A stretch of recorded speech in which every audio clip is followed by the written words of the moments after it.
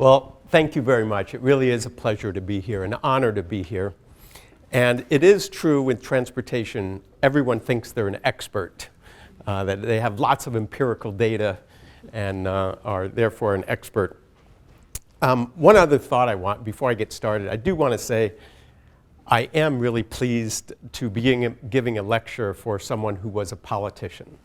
Now, you might find that as a general statement surprising, but in my work on this California Air Resources Board, I've come to really appreciate how challenging and difficult it is to be a politician. So as an academic, we think we know everything in our area, and I'll, if I get a chance, I'll tell a little story. When I got appointed to this board, I was one of the leading experts on air quality and climate change, and I thought, okay, this is going to be a piece of cake, this job.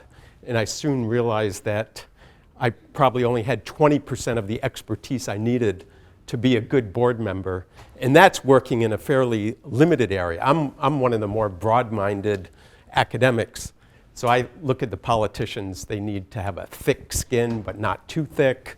They need to be able to make decisions about so many different topics that they just can't have expertise in all of that.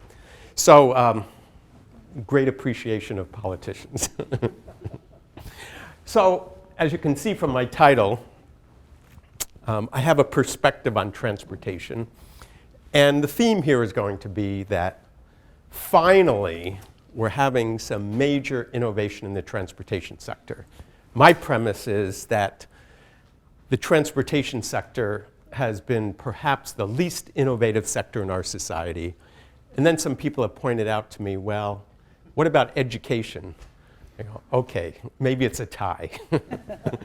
But it's changing now. So that's what I'm going to be talking about. So one challenge that we have going forward is, how do we build a modern transportation system with budgets, limited budgets, institutions that were created decades ago? And as you're going to see my answer there, the answer is lots of innovation. It's not just technical innovation, but it's institutional and policy innovation as well. So, well, I had to put up that little picture there because I've written many books and hundreds of articles and have all kinds of honors. But my 5 minutes with Jon Stewart is the only thing that impresses my students. My enrollments went way up after I was on Jon Stewart for years. And so I put it up there because it was based upon this book, 2 Billion Cars, that I did a few years ago. And there's the graph that's kind of the centerpiece of the book. And it shows forecasts of the number of motor vehicles expected, forecasted in the world. It's not just cars, but trucks and buses. And what's really extraordinary so this is a graph. This is not some high growth scenario. This is pretty much a most likely scenario. It's agreement by a lot of different organizations in the world. And without even looking at the numbers, what's really instructive about this is the slope of that curve. So if we think in the world today, we have pollution problems and energy supply problems and greenhouse gas and climate problems, it's only going to get a lot worse unless we do things differently than we have in the past. So this is a civil engineering lecture, but you're going to see I'm not a traditional civil engineer, and I'm not here to praise civil engineers necessarily. I'm here to say, okay, it's a great foundation to build on, but in terms of transportation, at least, we have to go way beyond civil engineering, or at least traditional ways of thinking in civil engineering. So civil engineering came about, going back to its military and then civil purposes was to build bridges and roads, going way back to the Romans. But it was all about basically infrastructure. The challenge now, at least especially in the United States, Europe, Japan, the more affluent economies, is not building more infrastructure. We have to maintain it, but it's much more how do we respond to all of the different concerns in our society, whether it's equity issues, whether it's environmental issues, economic issues, access issues. And so we need to really start thinking about transportation in a much broader way. But to give civil engineering credit, it was civil engineering competencies that really led to the transportation system we have now. And I'm going to suggest that the last major systems innovation in this country was the interstate highway system, 1956. A long time ago when it was started to build it. And so the question is, we've got all this infrastructure. How do we make it to be more sustainable going forward? Now, this is the kind of transportation system we have. So this is the one on the right, that's Los Angeles. That is a real intersection in Los Angeles. And the reason it looks so complicated is that a number of years ago, they said, well, we need to encourage carpooling. And so we need to put a carpool lane in. But if you put a carpool lane in and you have a 6-lane freeway, then you can't have these cars merging across 6 lanes of traffic. So they had to build lanes, flyover lanes, so you could exit from the left side. And so that adds billions of dollars. Now, if you ask me if we went back in time, was that the smartest investment? One could raise a good question whether it was. Obviously, you can sense what I think. But it's not just the United States. This is Brasilia, the capital of Brazil, that was built 50 years ago, 60 years ago. And it was built also to be around the car-centric. So what we've created is a very car-centric transportation system. And the question is it too car-centric? Have we gone too far? And here's an image to suggest. So this is an image I use especially in some of the more conservative audiences in Washington, D.C., where they say driving is a right. And everyone should have the right to have a car and to drive. And I said, okay, even if we accept that premise, I think there's some of that vehicle use that maybe we could get rid of, and it might even be better. If that person got out of the car and walked the dog, the person would be healthier, save money, and to the person, and also reduce the usage of the roads. And it's not just the United States. So what we've created is a transportation monoculture, in the sense that almost all travel now is by single-occupant vehicles, cars. And in fact, with all of those HOV lanes we've built around the country, mostly in the big cities, actually, carpool use has gone down as a market share, even with all of that. So it's hard to think that that was a successful strategy. But in any case, public transportation now in this country provides 3% of the passenger travel, 3% of the passenger miles traveled. 3%. Cars have vanquished everything for the most part. And the only place you see significant amount of transit is in dense city centers and for some commute routes. And this transportation system we've created is extraordinarily expensive and resource intensive. If you think about it in terms of the cost for the infrastructure, we're spending about $1 billion a year to build and maintain our road system. We pay for our cars. On average, every car you own costs $9,000 per year to own and operate, taking into account the depreciation and all of the costs associated with it. $9,000 every year, every car. And of course, lots of oil, hundreds of billions of dollars a year we spend in the US. And of course, climate change, where transportation accounts for about a third of all the greenhouse gases.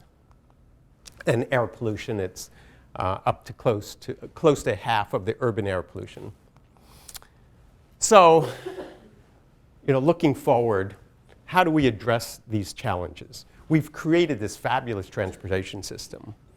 Yes, it's expensive and resource intensive, but it also provides extraordinary mobility and accessibility. So one of the challenges is, on the carbon side, we have climate change happening slowly now.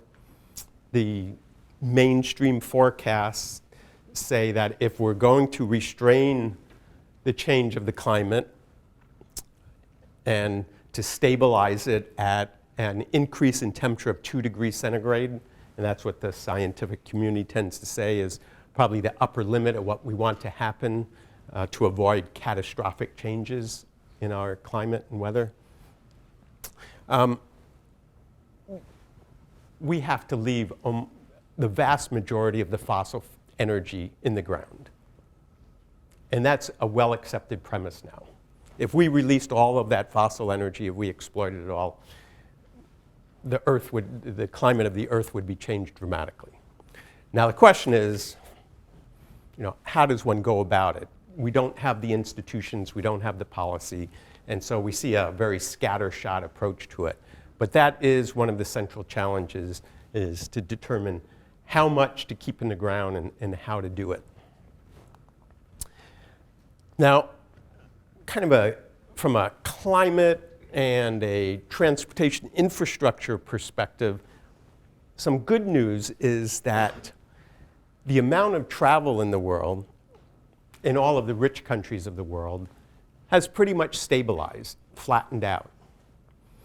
And these are different countries, and that goes through 2010, but you can see about 2005 to 2004, it really started flattening out in most countries.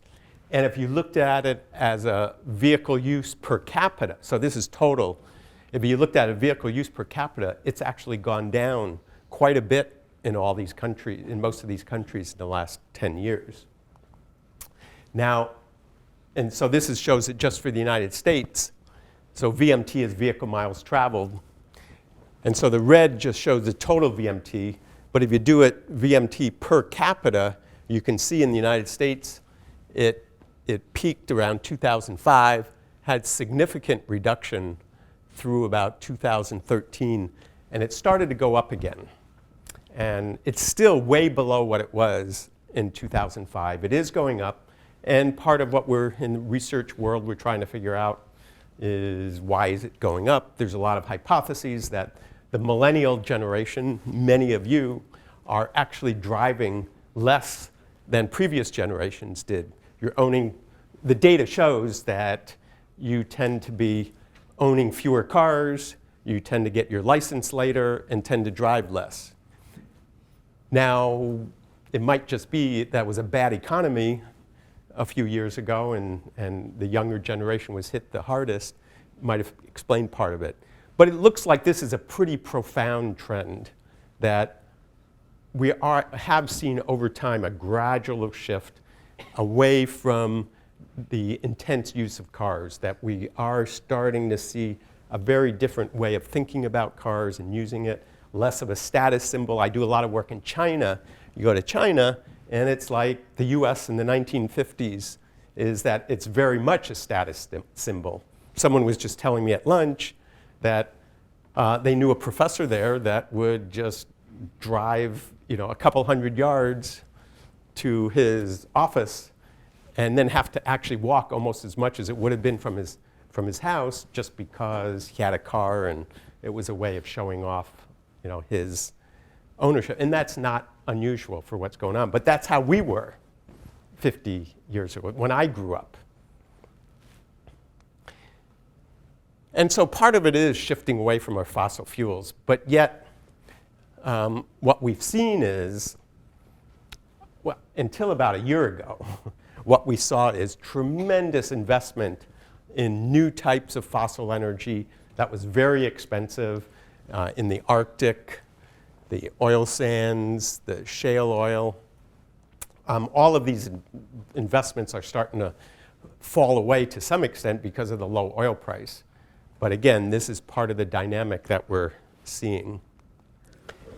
So how do we create transportation systems that are cheaper, better, more sustainable? So I'm going to suggest there's 3 transportation revolutions just getting underway. And as I said in the beginning, it's those of us in transportation that have been in it for a while, this is the most exciting time ever. We've gone through decades where there's really been very little change. Yes, our cars are safer and more comfortable than they were 30 years ago, but in a functional sense, they're essentially unchanged. 4 wheels, combustion engine, same speed, until a few years ago, even the same fuel consumption. So the cars themselves as an artifact became better, but in terms of a functional system, transit, buses are the same as they've been for decades and decades into the past. So what we've seen is very little change in our transportation system in terms of its functioning and from a service perspective. That is changing. This is a really exciting time for many of us. So actually I have Revolution 1A and B because they're very closely related. They're related to the vehicles themselves. Our vehicles, our cars and light-duty vehicles are becoming much more efficient. In fact, it's extraordinary how much so. Every year, the new cars that come out are about 4% more efficient than the previous year. I mean, that's really extraordinary. You start multiplying that 4%, and pretty soon you're talking about really big numbers. And in fact, the expectation, and it's built into law and regulation, is that the vehicles in 2025 will use half the energy they did in 2010. Twice as efficient in 15 years. And I can say this with a lot of confidence because the regulations are in place nationally for this, and the automotive industry has largely embraced these goals, and they're making massive investments. And what's really impressive is so me in my role at the California Air Resources Board, we play a role together with the US EPA and the US Department of Transportation in adopting these standards. So I'm a voting member of the board.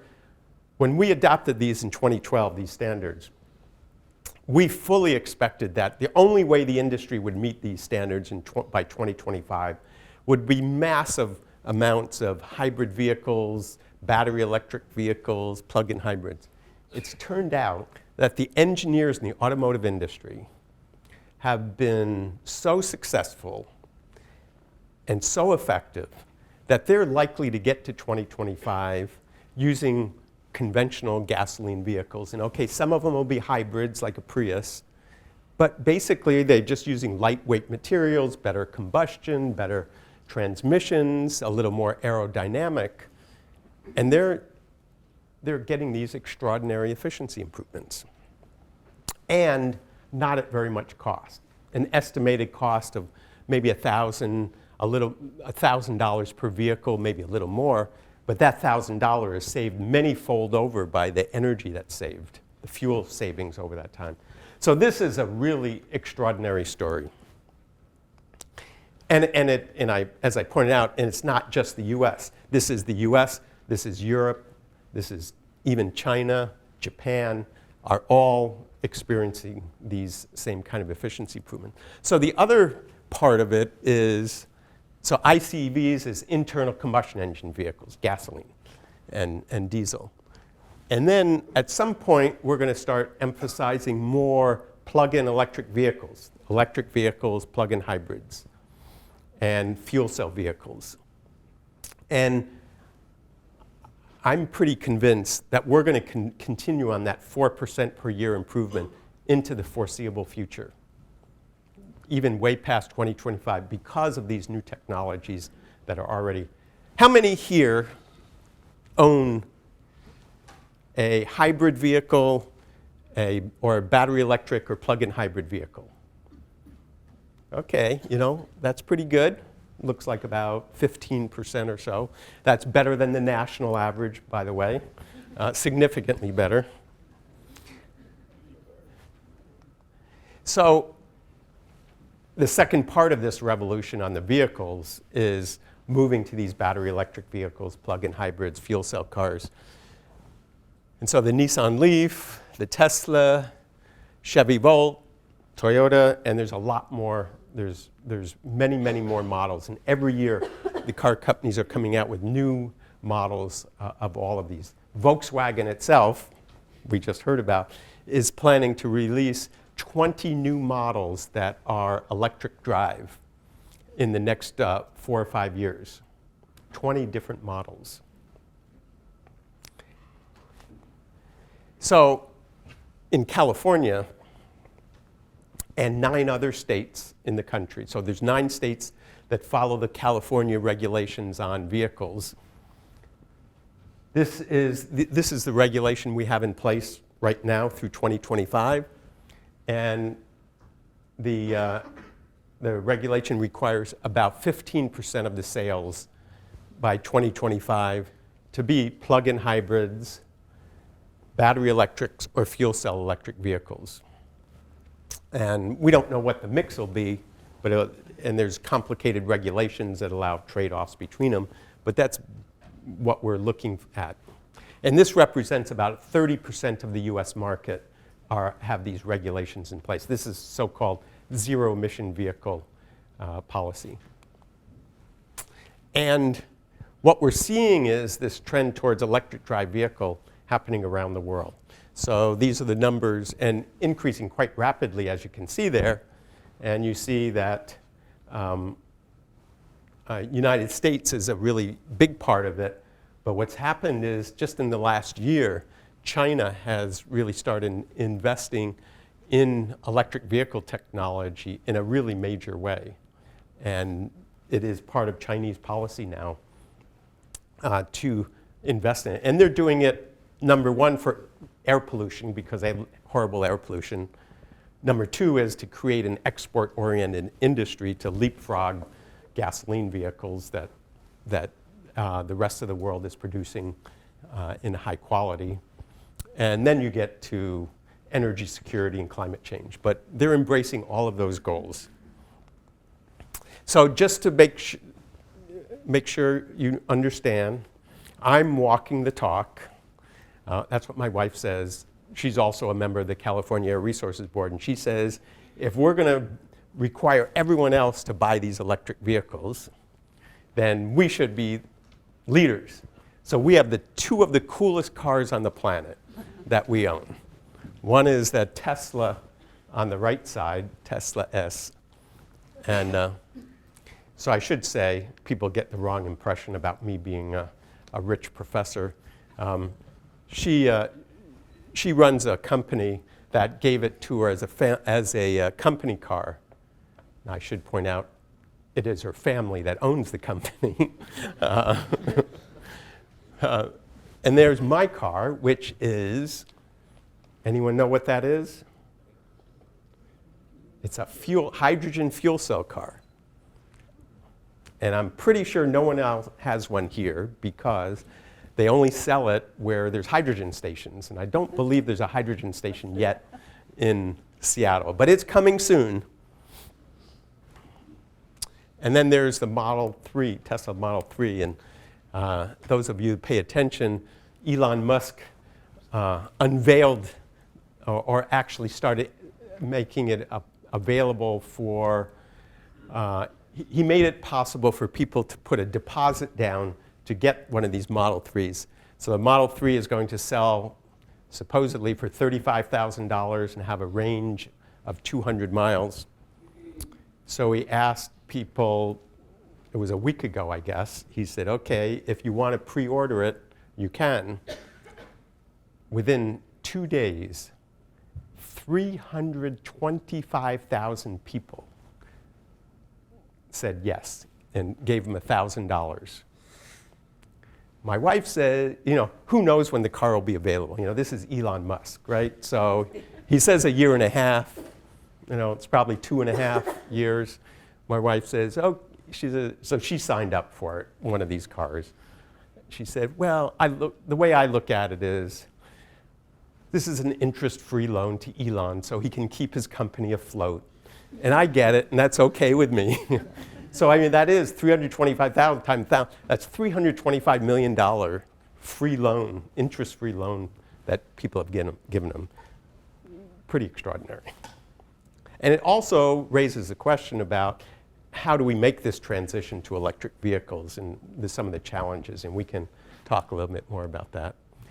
But just want you to know, most of my travel is on bike and walking. So the revolution number 2 is the sharing economy. The sharing economy has come to transportation. And the way you probably think of it is with Uber and Lyft. But that's really just the first step. So I am very enthusiastic about this paradigm change, this transition. And it's not that I love Uber or Lyft. Uber has leadership that's kind of tone deaf and done some not very good things. But basically, these companies, I think, provide the greatest opportunity for really transforming transportation into a much more sustainable transportation system. So here's Uber and Lyft. What they're doing is being very innovative in using apps, smartphones, demand-responsive transit to give people what they want. And they're doing it far more effectively than taxi cabs have. And I was just at the airport when I came in last night, and I saw 2 lonely people there standing in line for the taxi cabs, and about 30 people standing around getting ready to get their Uber and Lyft rides. So they clearly are providing a better service, but really, they're mostly just glorified taxi services right now.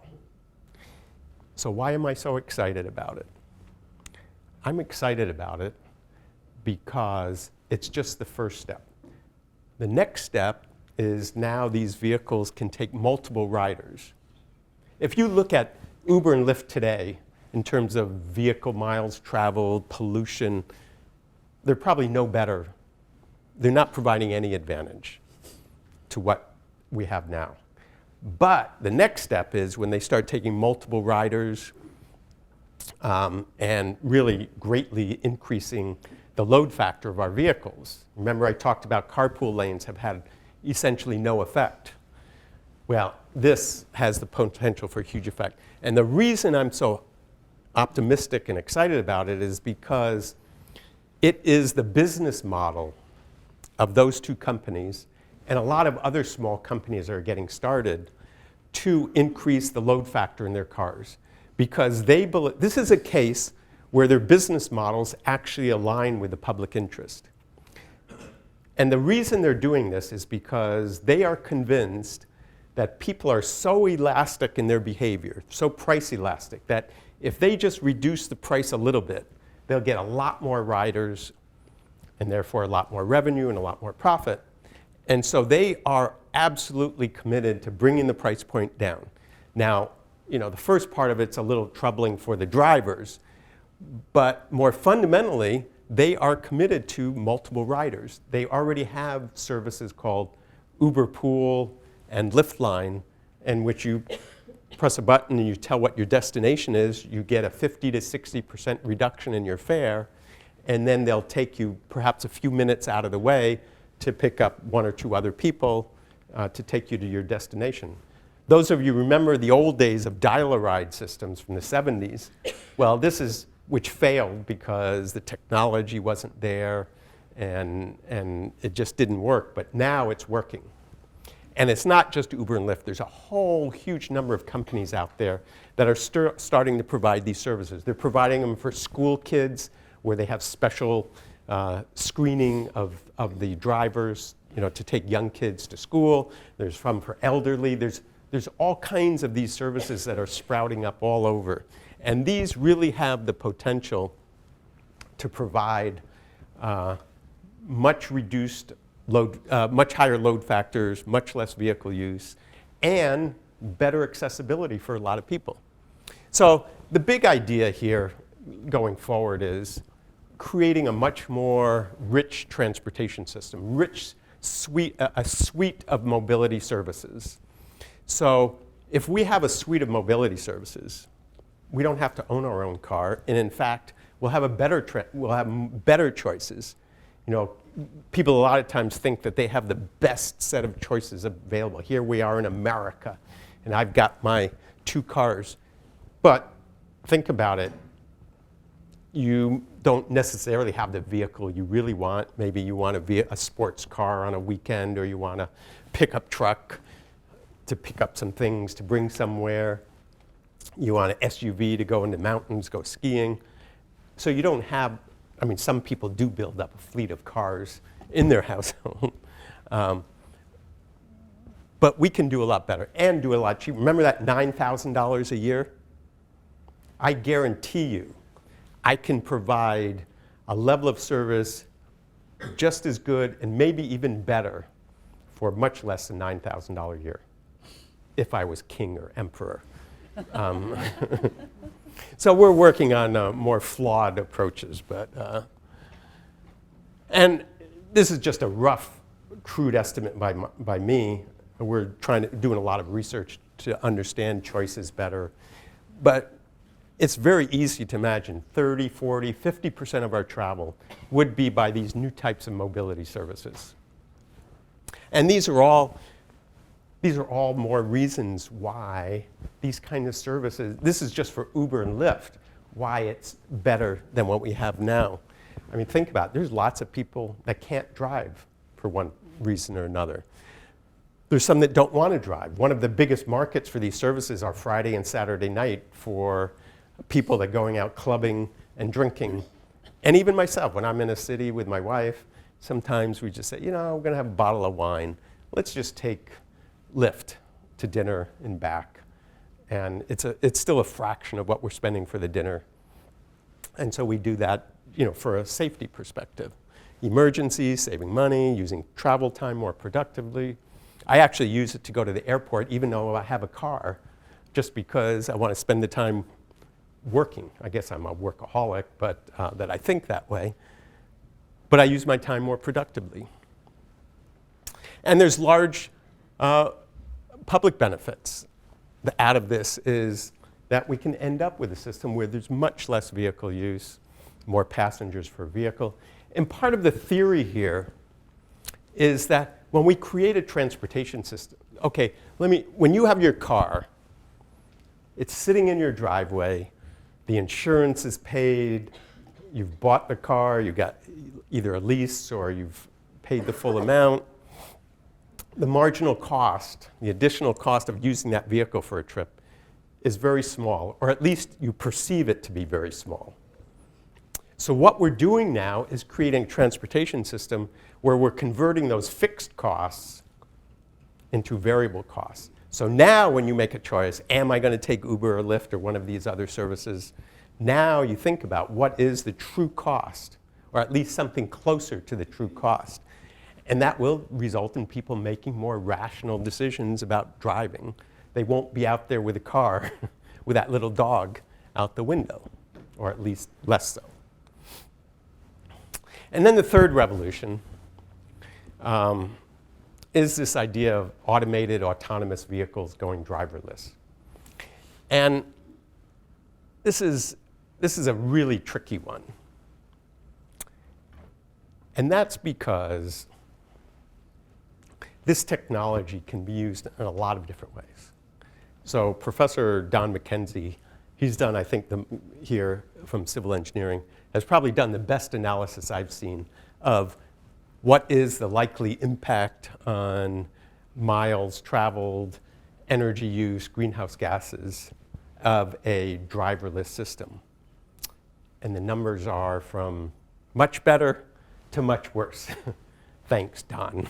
That helps us a lot. But there's a story there, and that's a story that I take to heart, and that is, this is a case where policy is really important. We can use policy to make sure that the technology is developed and deployed and used in a way that is in the public interest. Because just to make this more vivid is the idea, if cars are driverless, that you don't have to have a license, you could be at a meeting and you're not sure when you're going to get out, and you can just have your car circling around the block, until you're ready, creating a lot of extra VMT, what we call a zero emission vehicle. For those of you in transportation, you probably haven't heard that one before, but it's a zero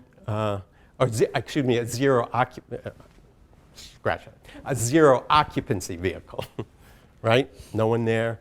You can think that now the cost, your travel time cost, how you perceive it, is now close to zero, because you can work, you can sleep, you can read, you can text, and therefore you'll be fine living 2 hours away from your office, because it's just your office. So those of you in transportation, when we were walking over here, we were just thinking, we always use a travel time cost of about $20 an hour to calculate how should we invest in new infrastructure, and should we build a new lane or a new road, and we do a cost-benefit analysis based upon, mostly on travel time savings. But if the travel time is zero, in fact, we started thinking, well, it could be even negative, because now you don't need a hotel room if you're traveling, you have your car. You don't need an office, you got your car. So actually, this is going to create real turmoil in the transportation world for those of you dealing with infrastructure.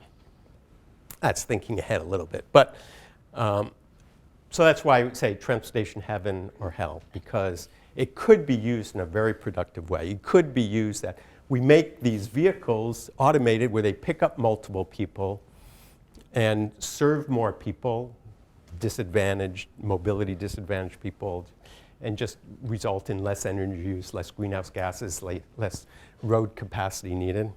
Or it could be just the opposite, that it could be used for just dramatically increased amount of vehicle use. So the big question, it really comes down to us as individuals, as consumers, as taxpayers. We always like to blame the politicians or blame big oil or blame someone else. But at the end of the day, it's us who are making these choices. And we have to acknowledge that. Us as consumers, us as taxpayers, us as voters. Maybe with these primaries that's going on with the Republican and Democrats, where people are now starting to appreciate how the delegate system is so undemocratic, people start paying attention to what it means to be a voter. That was just a little digression here to spice it up a little. So this is Pogo. Some of you that are a little older, you'll know that Pogo was a comic strip in the 1960s and 70s and during the Vietnam War and so on. And a book came out of it, they did, and this was the title, "We Have Met the Enemy and He Is Us." So that's a little pejorative, it's a little overstated, but it really makes the point that it really is us. So going forward, there's the consumer challenge, but there's the leadership challenge also. So with the vehicle revolution, there are these huge social benefits into the foreseeable future, making our vehicles just more efficient, lower carbon, less polluting.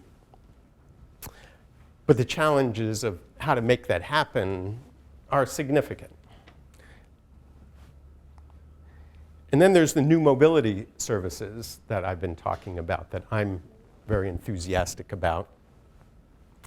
And it's kind of an interesting case. It's in contrast to the vehicles, because with vehicles, it's regulators like me that are forcing the car companies to be more energy efficient.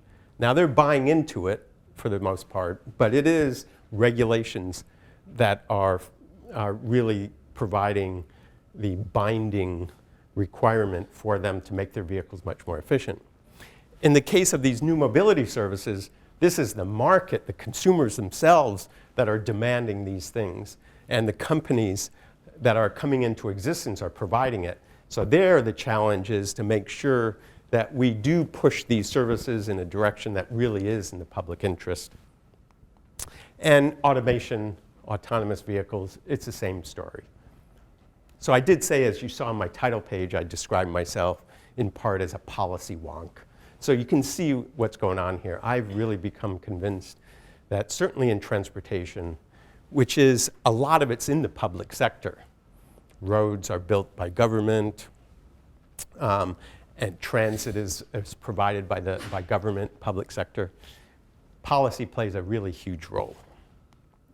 So bringing it back to this crowd, we as researchers, so with my other hat on as a researcher,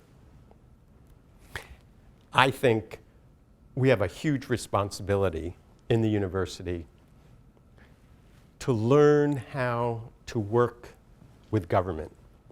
If there's anything I've learned in my career, working on both sides of the fence now, is that a very small fraction of our research actually makes its way into policy making and public decision making.